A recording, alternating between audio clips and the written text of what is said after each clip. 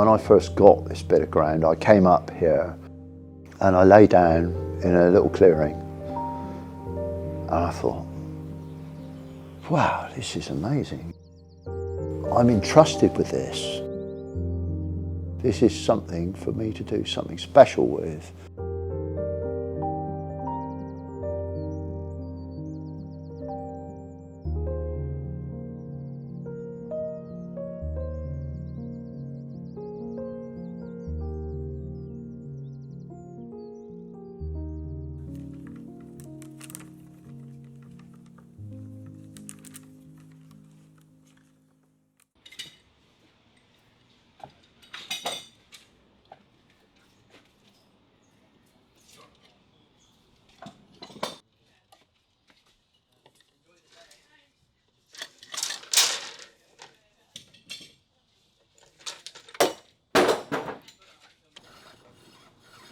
I'm Adrian Grigg and I work as a shipwright on and around the River Fowl. And recently, in recent years, with my son Aaron, we've been planting willow cuttings and we're now making and supplying crab pot stroke lobster pots to the local community fishermen.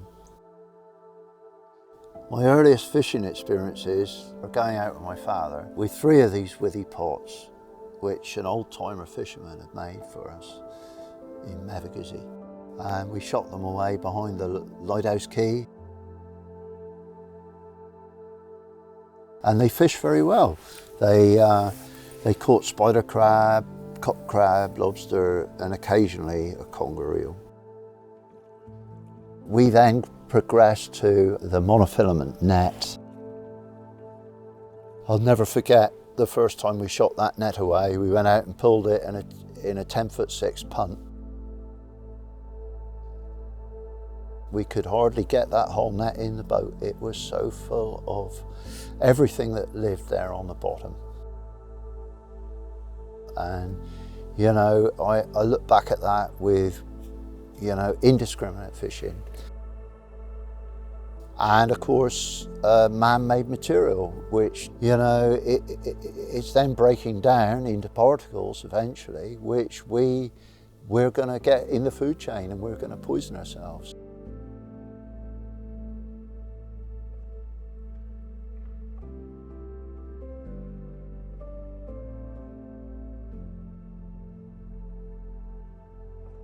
So we've got a withy pot here which we made. It's done 2 seasons fishing, and as you can see, it looks a little tired. Having said that, it would still fish if you wanted to fish it. It would still fish. You can repair them as you go, but of course the nice thing is that we can see that it will, if that had been lost out there, it would now be breaking down and not, you know, sending off fibrous plastics into the food chain.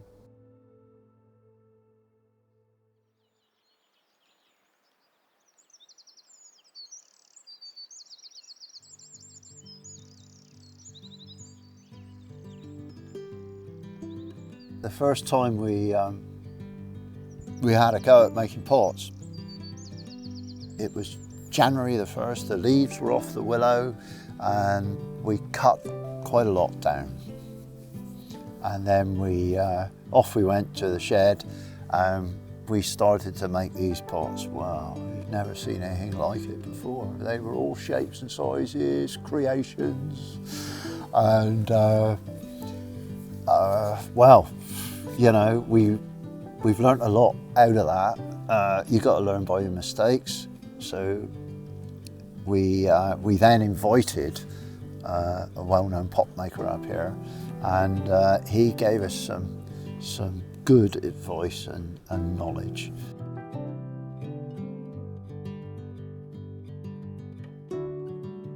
My name's David Harrison. I'm a retired fisherman, and crab pots out of willow was something that we did in the old days when we I think it's probably 1965 to 75, that sort of era. And some time ago I started showing 1 or 2 people how to make pots before the art dies. Here's the man himself, Aaron. Best pupil I've had. I've had a few. I mean, I should think probably 20 or 30 people have gone, even more.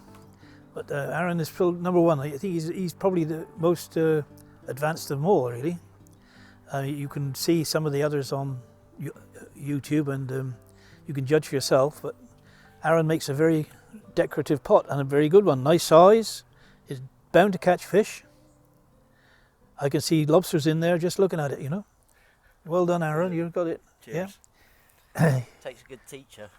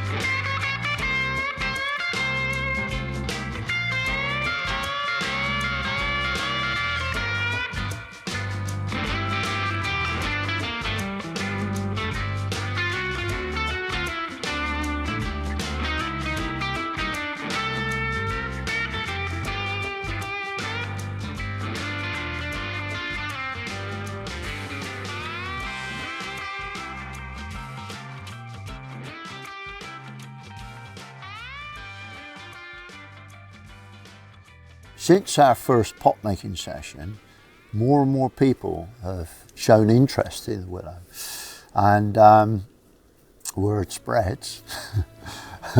And we get people up here, you know, we've had people up here with their children, and it's, you know, it's very special. There's something about the willow, it's a bringer together of people.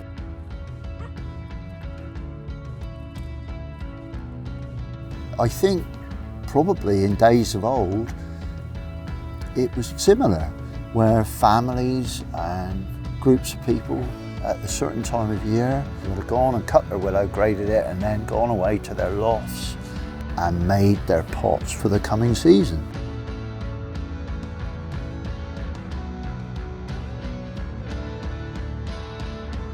I feel a warmth about it, you know.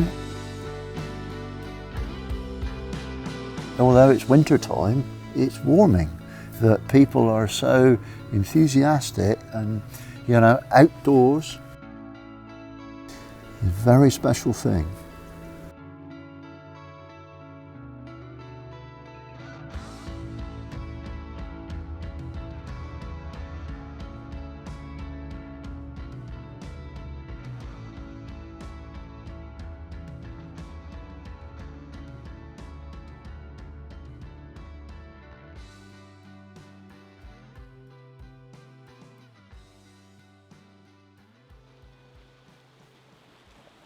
I'm Finn. I'm working as a boat builder at the moment in Penryn with Adrian, who's brought me up to his field and showed me how to make a pot.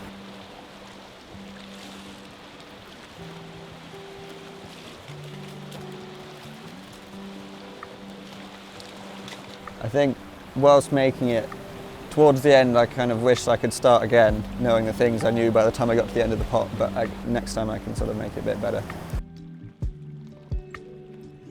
I think the appeal for me is that you can go and take a natural material and you can make this pot yourself and then go and throw it out into the sea and catch your dinner or dinner for your friends or whatever you want to do. But you're not like going and buying this plastic lobster pot, because ultimately if you're doing it small scale you don't need this mass-produced thing because you only need one of them. So it feels like a nice thing to go and make it yourself and just use it.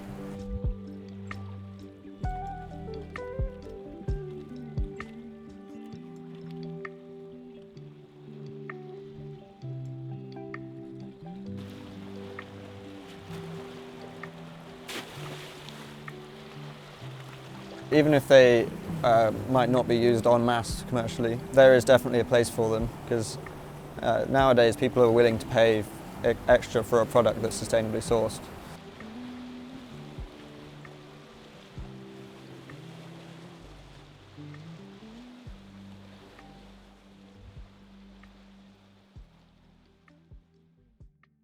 At the moment, we're working with the fishermen, local fishermen around the coast of Cornwall.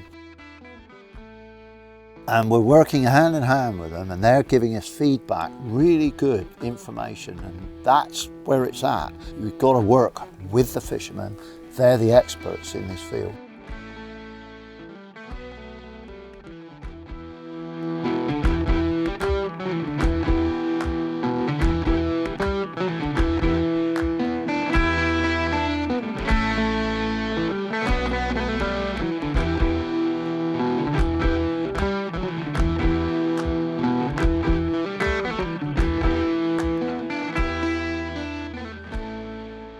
My name's Edward Mitchell.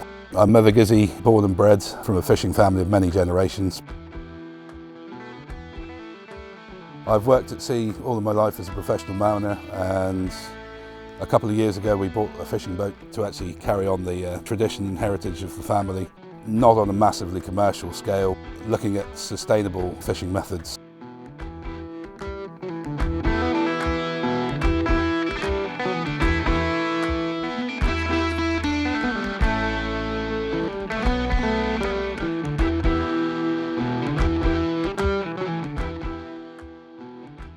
So I remember when I was a youngster, my grandfather in his backyard making withy crab pots. And 8-10 years old, I was there with him.